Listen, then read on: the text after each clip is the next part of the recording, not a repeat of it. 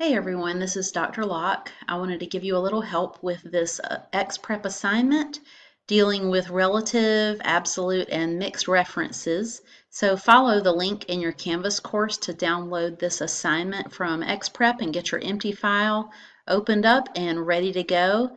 And when you got that, you can join me. I've already downloaded my worksheet, so download yours. You may need to enable editing when you first open it. Just a little reminder in the overview page of what this is talking about. A relative reference just looks like one of these cell references when there's no dollar sign on the column reference or the row reference. So this C4 without dollar signs is considered a relative reference. And so here's an example of what that means.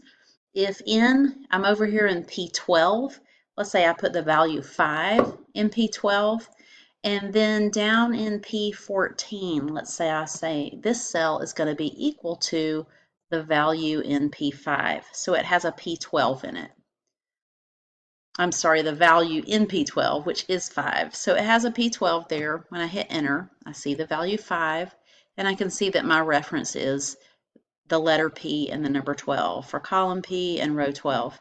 So if I copy this formula down, let me grab the fill handle and copy it down a few cells. You can see what's happening. There's a 5 in this one because what's in P12 is a 5, but the next cell has a 0 in it. It says let this one be equal to P13. Well, there's nothing in P13, so the value in P13 is 0. The next cell is now referencing P14, which has the 5 in it because it's equal to what was in P12. So you can see that what happens if you look at this formula window, as I use my arrow keys to go down, you see the row number goes up as I have copied that formula down. If I want to keep that from happening, if I want to just have this same 5 copied, if I want all of these to always refer to P12, then I need to prevent that row number from changing as I copy the formula down. And I can lock that row number reference by putting a dollar sign in front of it. So now this is considered a mixed reference because the P can still change, but the 12 cannot. So I've changed that one to a mixed reference. And if I copy this down now over those same cells, now they're all 5s. And if you look at the formula in those, as I use my down arrow to go from cell to cell, they all have the same formula, $12.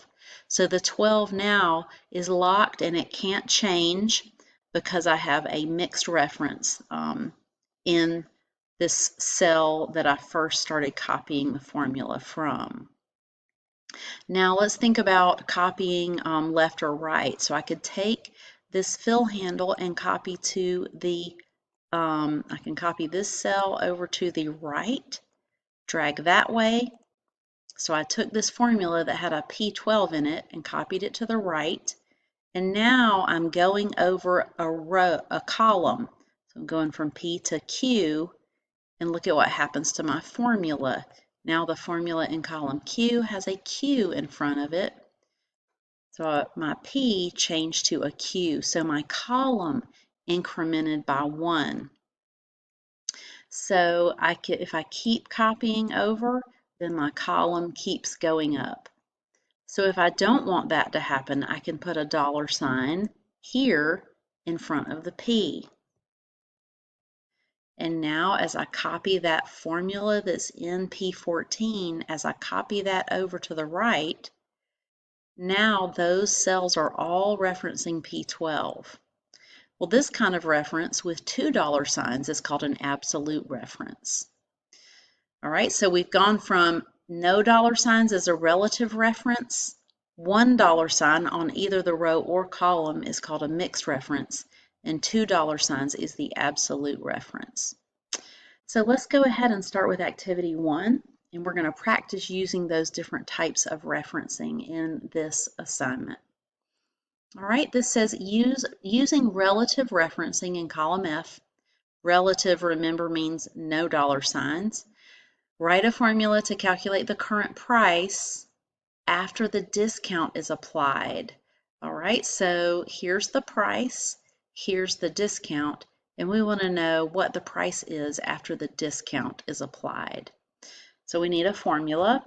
We're going to take this price, and if we want to know the price once the discount is taken, that amount is taken away from the price, then we need to multiply that price times 1 minus the discount.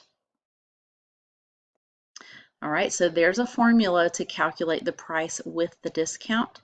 And I want to fill that formula down the column, so I can use the little fill handle here in the bottom right column corner. Double click that, and it fills the formula down the column. So the first formula I typed referred to D2 and E2, and as we go down the column, you can see the row number is incrementing by 1 each time so that the formula will respond to the values in the row. And that's okay in this case, so it's appropriate to use relative referencing. All right, let's move on to activity 2. In this one, it says using relative and absolute referencing, write a formula in column D to convert the amount of blood donated. So here's the amount of blood donated. We want to it's in cubic centimeters, and we want to convert it to liquid pints. Use cell I2 right here to help with the conversion. All right, and we've got a little note here. 1 cubic centimeter is equal to 0.0021138 liquid pints. So what we want to do is write a formula that will do this conversion for us. So we're going to take the blood donated in cubic centimeters and multiply it by this liquid pints conversion. For each of these, we want to convert it to liquid pints by applying this conversion. All right, so that's the number of pints for this many cubic centimeters. So that first cell is done, but I haven't thought about what kind of referencing I'm doing. Now think about what we want to do here.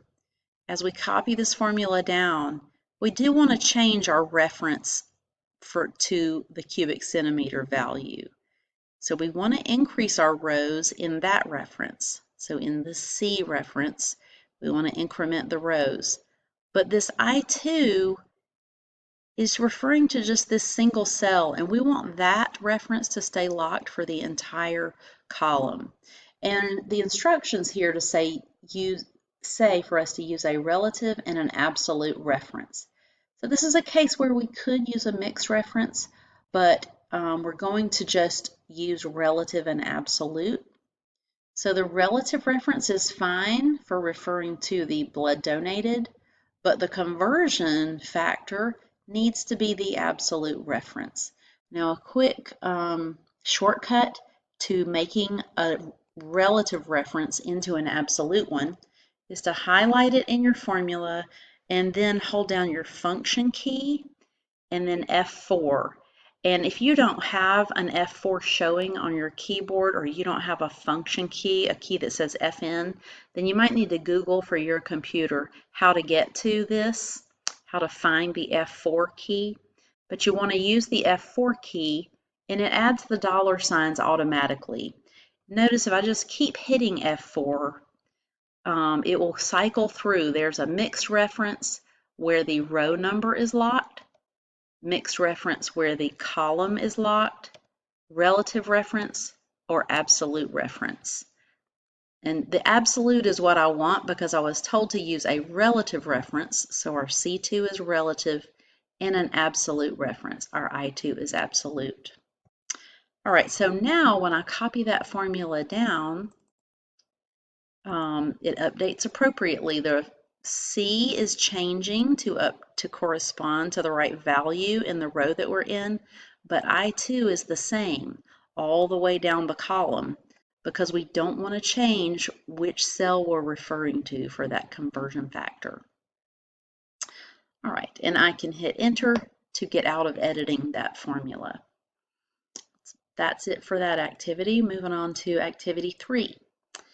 Here we're going to use mixed references to calculate the new price with the discount applied in cell D3.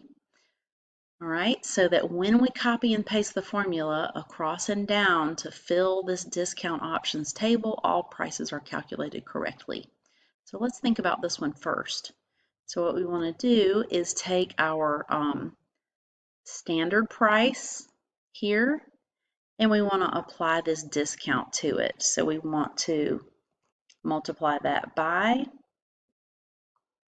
1 minus the discount. All right, so there is that standard price with a 10% discount applied. Now let's think about what needs to happen as we copy this formula down. As we copy down, we do want to update the original price that we're referring to. So the B3 can increment to B4, then B5, that would be fine. But this D2, we don't want to change which cell we're referring to there. So for that one, we want to lock the row number. It's okay to keep the column D, but we don't want to change the row number in our formula for that cell. So now let's copy this down and see if that looks like it worked out. And it did. 250 with a 10% discount applied is 225, etc. Now let's think about copying these formulas over to the right. So what's going to happen now? We're going to fix this reference to the standard price. So we want to use the standard price again here in E3, but this time we want to use the 15% option. So as I copy this to the right, let's see what happens. 0. So what's happening? What's gone wrong? C3, well, there's nothing in C3. So that means that over here in D3, I need to fix the column reference to B3 so that that won't change. All right, so now I can copy that across. And now looks like it's right now. I'm referring to B3 and applying the E2 15% discount to that column. All right, so I can copy those down. Now those all refer to the 15% discount and then the list of prices, and then I can do the same thing here. So now in all of these cells, we have used mixed references because either the row or the column is locked with a $sign, but not both. So these are all mixed references. Okay, that's it for that assignment. You should be able to save your spreadsheet and submit that to ExPrep for grading. If you run into trouble, be sure to reach out to your instructor.